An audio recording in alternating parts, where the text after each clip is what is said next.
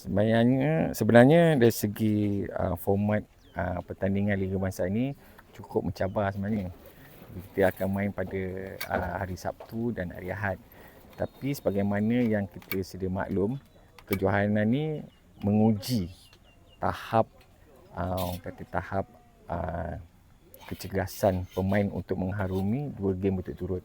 Tapi alhamdulillah dengan adanya latihan yang secara sistematik serta rotation pemain untuk 2 hari ini, alhamdulillah kita dapat mengekalkan prestasi sampai hari ini. Kita sebenarnya menitik beratkan dari segi individu, dari segi personality individu, dari segi technical ability individu. Itu lebih penting kerana setiap individu tu ada dia punya tanggungjawab.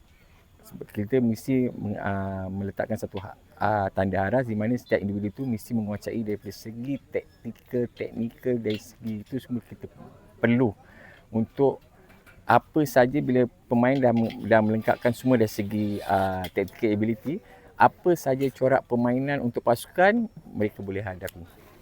Sebenarnya ini memberi satu peluang yang terbaik untuk semua peringkat umur untuk bermain dari satu peringkat intensiti yang cukup tinggi. Ini dapat membantu setiap pemain ataupun setiap pasukan untuk pergi lebih jauh lagi, dan kita sedia maklum dengan kejohanan sebegini rupa dapat orang kata meletakkan satu pasukan yang bagaimana kita nak bermain dan satu intensiti tinggi.